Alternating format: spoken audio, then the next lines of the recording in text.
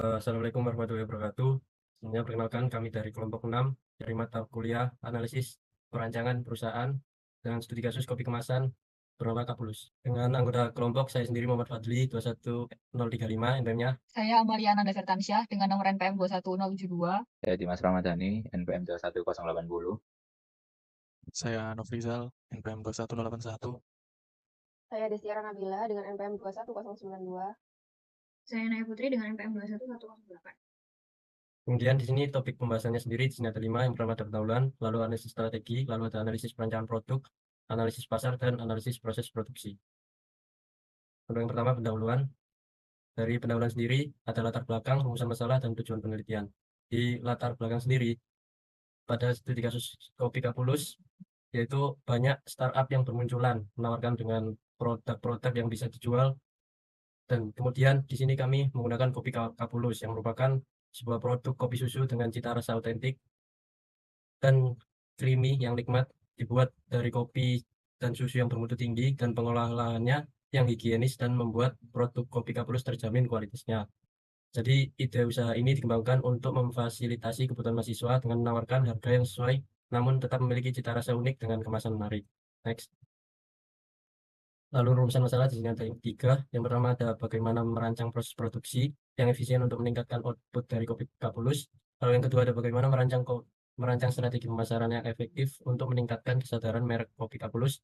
Dan yang terakhir bagaimana pengelolaan analisis kelayakan usaha kopi Kapulus untuk memastikan kualitas produk yang konsisten dan meningkatkan kepuasan pelanggan. Kemudian ada tujuan penelitian. Yang pertama, mengetahui proses produksi kopi Kapulus itu sendiri, lalu mengembangkan strategi pemasaran yang tepat dan efektif, serta merancang identitas merek yang kuat untuk membedakan produk kopi dari pesaing. Dan yang terakhir, mengidentifikasi analisis kelayakan usaha dan menerapkan kualitas produk yang konsisten. Selanjutnya ada bab 2, yaitu analisis strategi.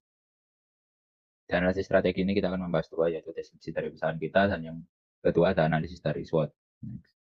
Nah, ini adalah perusahaan kami, di sini ada logonya. Jadi CV Kapulus ini merupakan perusahaan yang bergerak di industri minuman cepat saji, yaitu kopi kemasan. Dan ini kopinya dibuat dari kopi dan susu yang bermutu tinggi dan pengolahan yang higienis membuat produk kopi Kapulus terjamin kualitasnya. Next. Nah, untuk visi dari perusahaan kami yaitu menjadi salah satu pendatang baru produk kopi susu kemasan yang berkualitas dan populer. Nah, gimana kita mewujudkan misi tersebut, yaitu menawarkan harga yang kompetitif. Yang kedua, menawarkan produk dengan kualitas yang bergizi dan bergizi. Yang ketiga, menawarkan produk dengan kemasan menarik. Dan yang terakhir, mempromosikan melalui media sosial dan secara tatap muka. Next. Nah, di sini ada analisis SWOT. Nah, analisis SWOT yang kami lakukan itu ada 2 bidang. Yang pertama internal dan eksternal. Nah, tujuan dari eksternal itu untuk mengidentifikasi peluang dan ancaman.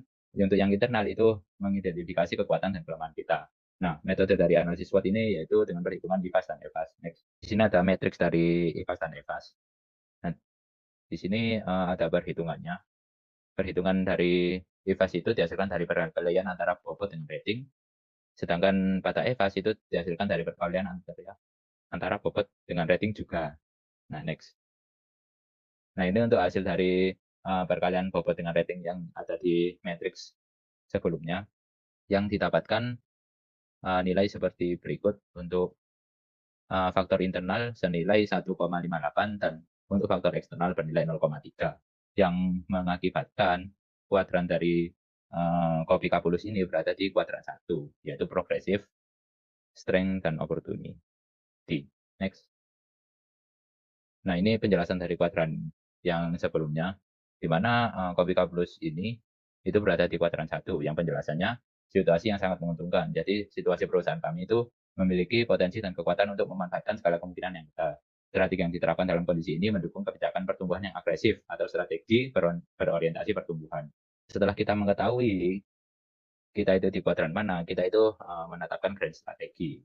Nah, di sini kita telah mencatat dari IFAS-nya ada strength dan weakness dari produk kita, dan di EVAS itu ada opportunity dan threat dari produk kita. Nah, kemudian kita akan menggabungkan dari IFAS dan EVAS tersebut. Di sini ada strength dan opportunity. Itu strategi apa yang akan kita lakukan dalam memanfaatkan kekuatan kita dan peluang kita. Seperti ini ada mempertahankan harga dan kualitas untuk memperluas jangkauan pemasaran. Dan begitu seterusnya sampai seluruh tabel ini terisi seperti cara kita memanfaatkan weakness kita, dengan opportunity yang ada. Seperti strength dan trait ini, di sini ada meningkatkan kreativitas untuk produk baru yang lebih diminati konsumen. Nah, ini untuk grand strategi dari Kopi Kapulus. Next. Kemudian di bab 3 ada analisis perancangan produk. Next.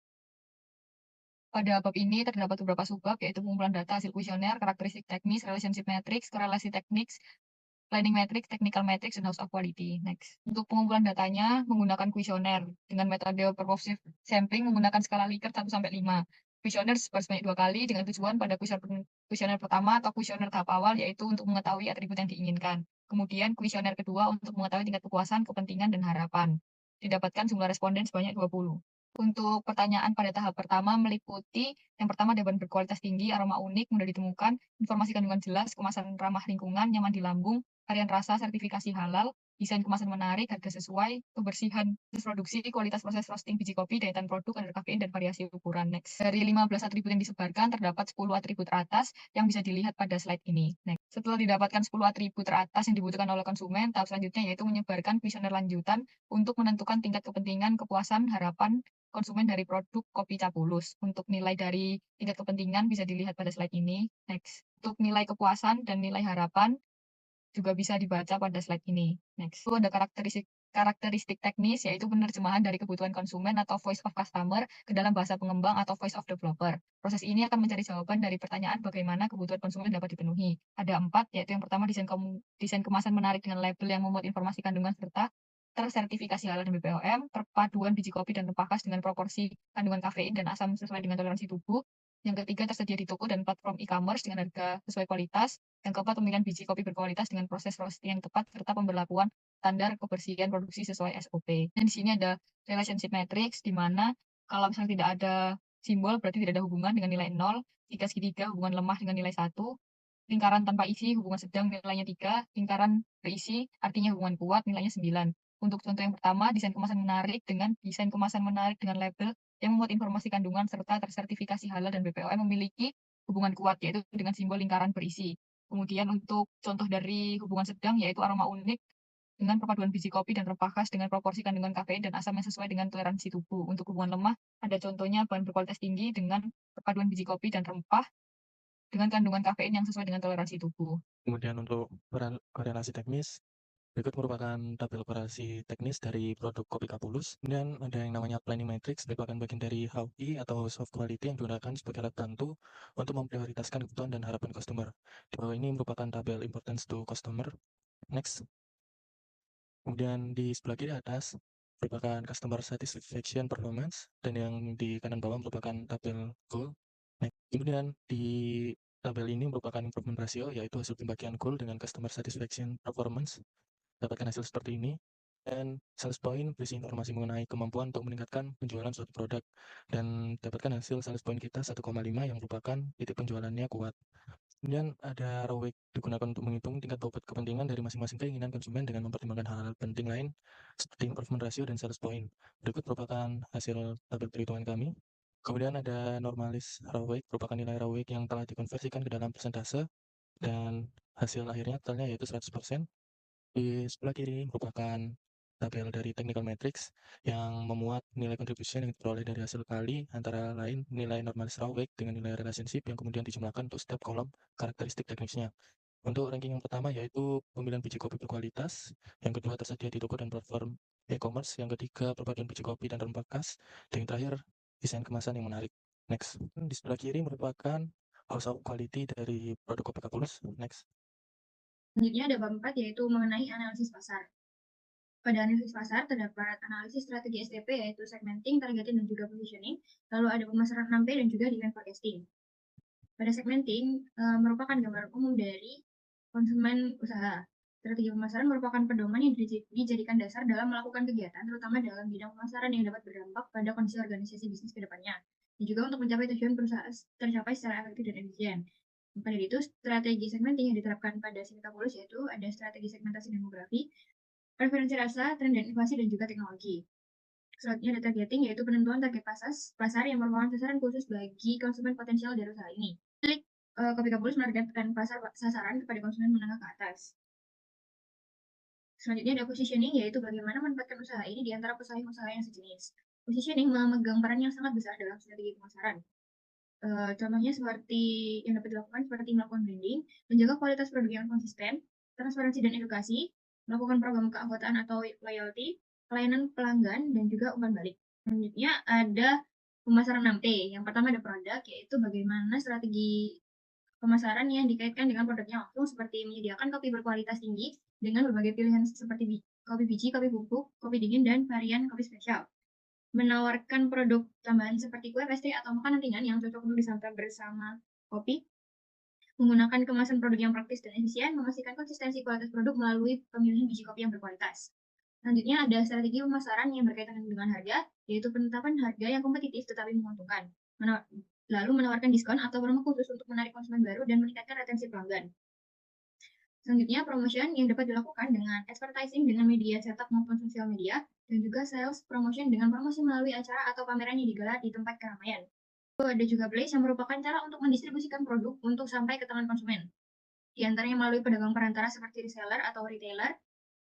Lalu ada people, yaitu strategi pemasaran yang berkaitan dengan sumber daya manusia yang ada pada perusahaan tersebut. Selanjutnya ada forecasting dengan demand yang didapatkan dari data jumlah penduduk kota Surabaya dari tahun 2010 hingga 2021. Diasumsikan bahwa permintaan untuk produk kopi Kapulus sejumlah 30% dari penduduk kota Surabaya, sehingga didapatkan permintaan yang dapat dilihat sebagai berikut pada tabel. Lalu dari permintaan yang sudah didapat pada 30% data penduduk tersebut, maka didapatkan grafik data sebagai berikut, dan didapatkan bahwa grafiknya merupakan tergolong data tren dan juga seasonal. Sehingga untuk metode forecastingnya yang sesuai dengan data tren dan seasonal, yaitu exponential smoothing, metode Holtz, dan juga metode Holtz-Winter. Dari ketiga metode, baik dari exponential smoothing, Holtz, dan juga Holtz-Winter, akan diramalkan demand-nya. Lalu dari ketiga metode tersebut akan dicari nilai error yang terkecil. Dari tabel berikut didapatkan dari ketiga metode tersebut didapatkan nilai error terkecil pada metode Holtz-Winter yang dibandingkan dari nilai MAD, dan dapat disimpulkan bahwa metode Holtz-Winter merupakan metode yang identik untuk melakukan demand forecasting pada CV Kapulus. Selanjutnya ada bab 5. Bab 5 ini membahas analisis proses produksi. Next. Di analisis proses produksi membahas bill of material, lalu keputusan buat atau beli, lalu peta proses operasi, dan yang terakhir penentuan jumlah mesin. Next. Bagian bill of material kopi Kapulus, di sini ada bagian bawahnya ada serbuk kopi, creamer, gula, susu, air, dan kemasan. Next. Keputusan buat atau beli, di sini ada flowchart dari keputusan buat atau belinya, dan hasil akhir yang dihasilkan yaitu beli. Untuk karakteristik buat atau beli, di sini terdapat dua kondisi awal, dua alternatif, dan juga beberapa pertimbangan dari kondisi awal tersebut. Untuk yang pertama, kondisi awal dari membuat sendiri, alternatifnya membeli dari luar, pertimbangannya membutuhkan anggaran biaya yang lebih besar, supplier selalu melakukan quality control terhadap kualitas biji kopi, dan yang terakhir membutuhkan keahlian dalam hal bercocok tanam biji kopi. Lalu membeli dari luar, alternatifnya membuat sendiri. Pertimbangannya memastikan supplier selalu melakukan quality control terhadap kualitas biji kopi, yang kedua kemampuan supplier terhadap fluktuasi permintaan, yang ketiga keamanan dalam hal pengiriman sehingga tidak merusak cita rasa kopi. Next. Kopi Kapulus membeli 9 kg biji kopi dengan harga Rp70.000 per kilogram. Jika Kopi Kapulus memproduksi sendiri bahan yang dibutuhkan, biaya yang dikeluarkan yaitu berikut terdapat estimasi biaya keputusan buat yang dapat disimpulkan. Maka keputusan yang diambil adalah membeli bahan dari luar, karena biaya yang dikeluarkan jauh lebih murah dibandingkan dengan membuat. Apakah biaya membuat lebih besar buat iya? Tidak, ia beli A bahan sendiri. Harga yang dikeluarkan untuk membeli bahan yaitu Rp630.000, sedangkan jika memproduksi sendiri mengeluarkan Rp1.500.270.000. Jika 50% dari biaya tetap adalah penyusutan dan biaya lahan untuk perkebunan kopi, maka membeli biji kopi lebih hemat daripada membeli dari luar. Dengan perhitungan sebagai berikut, estimasi perbandingan biaya keputusan buat atau belinya tertera pada tabel tersebut, maka dapat disimpulkan bahwa biaya pembelian bahan lebih kecil dibandingkan membuat sendiri. Jika kuota pembelian turun dari 9 kg menjadi 7 kg, maka perhitungannya yaitu terdapat pada tabel biaya keputusan buat atau beli berikut. Dapat dilihat bahwa biaya yang dikeluarkan untuk membeli bahan tetap lebih murah, sehingga membeli bahan dengan harga Rp490.000 merupakan keputusan yang tepat. Lalu di sini ada peta proses operasinya dengan ringkasan kegiatan operasi berjumlah 9 dengan waktu dalam detiknya 4.660. Lalu kegiatan inspeksi jumlahnya di sini ada 5 dengan waktu 1.500. Untuk penyimpanan jumlahnya ada 1. Dan total dari peta proses operasi ini jumlahnya ada 15 dengan waktu 6.160 detik. Lalu di sini untuk penentuan jumlah mesinnya, dengan jenis mesinnya terdapat 9 jenis mesin. Yang pertama itu ada mesin sortasi ayakan biji kopi, yang kedua mesin sangrai biji kopi, dan yang ketiga mesin cooling bin. Next. Yang keempat ada mesin penggiling, yang kelima ada mesin ekstraksi, dan yang keenam ada mesin spray drying. Yang ketujuh ada mixing tank, yang ke-8 ada mesin pasteurisasi, dan yang terakhir ada beverage filling.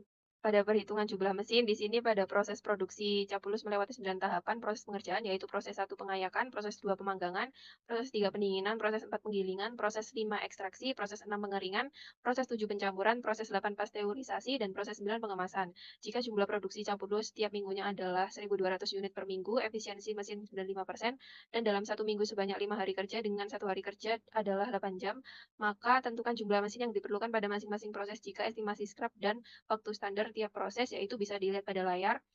Lalu ditemukan input proses 9 senilai 1348, proses input 8 1434, proses input 7 1479, proses input 6 2957, proses input 5 3250, proses input 4 3611, proses input 3 3762, proses input 2 3960, dan proses input 1 4040. Next. Berikut adalah perhitungan untuk penentuan jumlah mesin produksi Capulus. Untuk N1-nya ditemukan yaitu 5 mesin, N2-nya 10 mesin, N3-nya 3 mesin, N4-nya 5 mesin, N5-nya 1 mesin, N6-nya 6 mesin, N7-nya 3 mesin, N8-nya 4 mesin, dan N9 1 mesin. Next.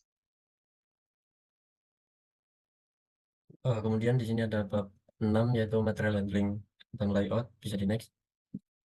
Jadi yang pertama di sini ada perencanaan sistem manufaktur. Jadi kebutuhan mesin pada kopi Capulus ini mengacu pada jumlah mesin dan peralatan yang diperlukan untuk menghasilkan produk yang diinginkan dalam jumlah yang telah ditentukan. Berikut merupakan tabel kebutuhan jumlah mesin pada kopi Capulus.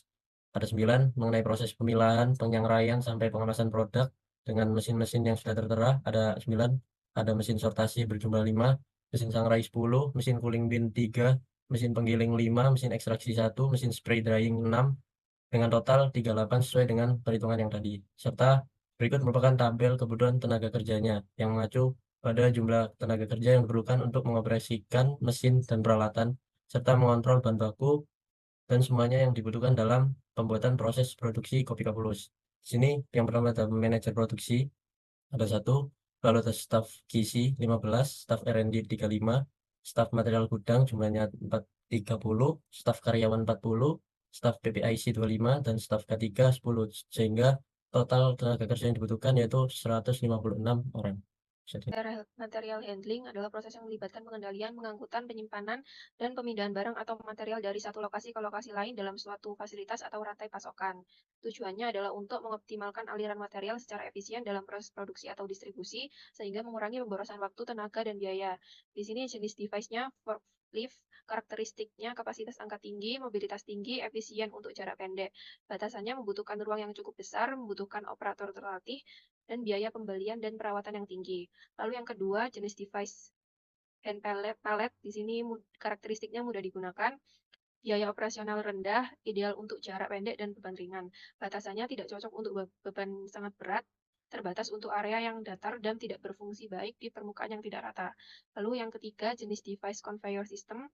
Karakteristiknya sistem transportasi kontinu untuk memindahkan produk secara otomatis, efisien untuk jarak tetap. Batasannya memerlukan instalasi permanen dan ruang yang cukup, dan biaya instalasi pemeliharaan tinggi. Lalu jenis device yang terakhir, truk industri. Karakteristiknya kapasitas angkut besar dan biaya sedang. Batasannya truk industri mungkin tidak bisa mencapai area yang sangat sempit atau terjal, dan memindahkan beban kontainer ke pabrik. Next. Kemudian untuk desain layout lantai produksi, jadi berikut merupakan gambar dari layout lantai produksi. Layout gedung lantai produksi di atas terbagi menjadi 2 ruangan, yaitu ada ruangan office divisi produksi dan ruang mesin di sebelah kanan ini. Di mana pada ruang mesin terdiri dari yang pertama ada mesin sortasi, mesin sangrai, mesin cooling bin, mesin penggiling, mesin ekstraksi, mesin spray drying, mesin mixing tank, mesin pasteurisasi, dan mesin beverage filling, serta terdapat conveyor sebagai distribusi untuk olahan produk. Next. Kemudian di sini ada bab 7 yaitu perencanaan organisasi. Di next. Jadi mengenai struktur organisasinya di sini yang pertama ada direktur utama atau manajer proyek, lalu ada sekretaris, lalu ada staf produksi dengan staf QC sampai staf K3, lalu ada personalia, purchasing, finance dengan subnya accounting dan asset management, dan yang terakhir marketing. Bisa di next. Kemudian selanjutnya di gambar ada supply chain management. Mungkin adalah bagian dari supply chain management kita dulu. Kemudian yang pertama ada perencanaan dan bahan baku atau supply, yang dimana itu adalah faktor utama dalam perusahaan untuk menunjang kelancaran produksi. Terdapat tiga pemasok bahan baku utama, yaitu yang pertama ada petani biji kopi, yaitu biji kopi didapatkan dari perkebunan kopi yang sudah melalui berbagai seleksi untuk memenuhi standar kualitas. Kemudian ada supplier kemasan, membutuhkan kemasan yang memenuhi standar agar dalam pendistribusian hingga ke tangan konsumen kualitas produk tetap terjaga. Kemudian ada supplier bahan pendukung, yaitu gula, creamer, dan susu. Bahan tersebut didapatkan dari pabrik yang sudah bekerjasama dengan PT Sapulus. Kemudian next.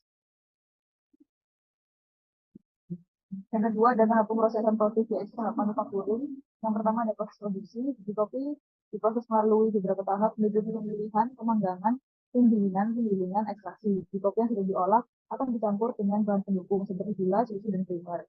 Kemudian ada pengendalian kualitas, yaitu melakukan kontrol kualitas secara ketat untuk memastikan kopi Sapulus memenuhi standar kualitas. Kemudian ada pengawasan dari penyimpanan. Kopi Sapulus dikemas menggunakan botol plastik yang sudah memenuhi standar kualitas agar bisa diterima dari kondisi terbaik saat dengan konsumen. Kemudian yang ketiga ada distribusi dan logistik. Yang pertama ada transportasi. Kopi Sapulus diangkut menggunakan kendaraan yang aman dari sinar matahari menuju pusat distribusi maupun distributor regional dengan skala kecil. Kemudian ada pusat distribusi, teman penyimpanan sementara sebelum didistribusikan lebih lanjut ke pengecer. Lalu yang keempat ada pengecer dan penjualan. Kopi Sapulus disalurkan ke supermarket maupun di coffee shop. Lalu yang terakhir ada konsumen akhir, yaitu mahasiswa dan masyarakat umum. Yang lebih utama yaitu mahasiswa. Next.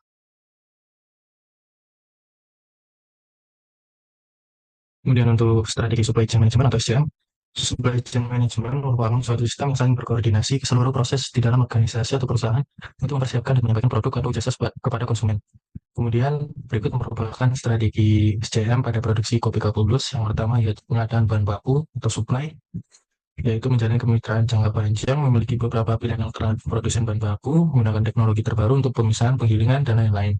Kemudian yang kedua ada pemrosesan efisien, yaitu menggunakan teknologi terbaru untuk pemisahan, mengotomasi proses produksi untuk mengurangi kesalahan manusia, implementasikan sistem kontrol kualitas yang ketat di setiap tahap pemrosesan. Next.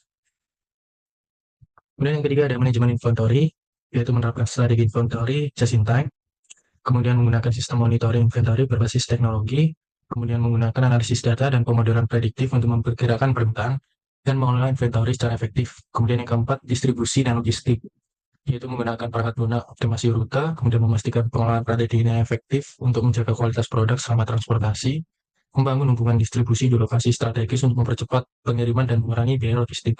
Kemudian yang kelima ada penggunaan teknologi manajemen risiko dan keberlanjutan, yaitu menggunakan ERP, cloud, dan blockchain untuk mengintegrasikan operasi, diversifikasikan pemasok, itu mengembangkan rencana kontingensi dan menggunakan asuransi untuk mengelola risiko, menerapkan praktik ramah lingkungan, memastikan kesejahteraan karyawan, dan terlibat dalam tanggung jawab sosial perusahaan. Next. Selanjutnya yaitu mengenai analisis lokasi. Jadi pembangunan pabrik di PT Sapulus dibangun di lokasi yang dekat dengan supplier bahan baku. Hal ini dilakukan sebagai upaya penjagaan kualitas bahan baku serta minimasi biaya distribusi. Penetapan lokasi ini berada di Provinsi Jawa Timur karena jalur distribusi di daerah Jawa Timur cukup terbilang mudah diakses. Setelah dilakukan penilaian di beberapa tempat baik kota maupun kabupaten yang ada di Jawa Timur, maka didapatkan tabel matrik awal, penilaian lokasi dan matriks, penilaian lokasi dengan ranking prosedur. Jadi di sini ada beberapa lokasi, yaitu Banyuwangi, Jember, Malang, dan Pasuruan, dan ada pun faktor-faktor yang mendukung pemilihan dari lokasi dan site ini, seperti suplai bahan baku dengan bobot 0,2, 0,25, peluang pasar dengan bobot 0,3, jalur distribusi dengan bobot 0,1, ketersediaan tenaga kerja dengan bobot 0,2, dan juga kondisi lingkungan dengan bobot 0,15. Dari beberapa lokasi dan beberapa faktor penilaian, terdapat di sini ada nilai antara range 1 hingga 100 dari setiap faktor dan lokasinya yang didasarkan dengan fakta yang ada pada masing-masing kota. Lalu dari hasil perhitungan, maka didapatkan nilai total tertinggi sebesar 86,75 di Kabupaten Malang, tepatnya di wilayah Kecamatan Kepanjen, Kabupaten Malang, Provinsi Jawa Timur, karena memenuhi semua faktor yang akan menunjang keberlangsungan pabrik untuk kedepannya. Adapun pertimbangan dari pemilihan Kabupaten Malang sebagai lokasi pendirian PT Kapulus yaitu letaknya strategis dengan artian akses mudah dengan perkebunan kopi dan jalan utama, lalu tingkat UMR yang cukup tinggi. Selanjutnya untuk letak utamanya berada di Kecamatan Kepanjen yang sudah ada pada peta. Selanjutnya ada faktor dominasi lokasi, di mana yang pertama yaitu customer base. Jadi PT Kapulus itu memproduksi kopi susu siap minum yang menargetkan agen, swalayan, pengusaha makanan minimarket, serta pusat oleh-oleh wisata di daerah Jawa Timur, sehingga memudahkan customer dan meminimasi distribusi. Yang kedua yaitu ada cost base, yaitu kualitas rasa dan kebersihan kopi Kapulus terjamin karena dikemas di dalam botol bersegel. Untuk satu botol kopi susu Kapulus sebanyak 250 ml dijual dengan harga 9.500. Selanjutnya ada kompetitor base, yaitu PT Kapulus merupakan perusahaan yang baru didirikan dan berfokus pada industri minuman olahan kopi. Salah satu kompetitor merek kopi susu kemasan yang cukup terkenal ialah ABC Kopi Susu, produk dari PT Santoso Jaya Abadi Kapal Api Group, yang berlokasi di daerah Sidoarjo dan sudah diproduksi selama 45 tahun. Yang selanjutnya yang keempat ada penentuan lokasi perusahaan. PT Kapulus telah menentukan lokasi pembuangan pabrik, yakni yang berada di Kecamatan Kepanjen, Kabupaten Malang, Jawa Timur. Terdapat beberapa faktor yang akan mempengaruhi penentuan lokasi pabrik, di antaranya aksesibilitas, pasar dan pelanggan, tenaga kerja, regulasi dan perizinan, biaya operasional, dan daya dukung industri, lingkungan, dan keberlanjutan. Next. Nah, ini untuk lokasi pabrik produksi. Ini bisa dilihat dari Google Maps. Yaitu pabrik produksi PT Kapulus akan dibangun di Kecamatan Kepanjen, Kabupaten Malang, Jawa Timur dengan luas tanah sebesar 420 meter kali 155 meter atau setara dengan 6,51 hektar. Kemudian bab 10 layout design. Next. Berikut merupakan layout pabrik kopi Kapulus. Di sebelah kanan ini merupakan yaitu pintu masuk ke pabrik. Kemudian ini ada truk, kemudian ini ada lantai produksi. Kemudian untuk pintu keluarnya di sebelah kiri. Sekian, terima kasih dari kelompok 6. Kurang lebihnya mohon maaf. Assalamualaikum warahmatullahi wabarakatuh.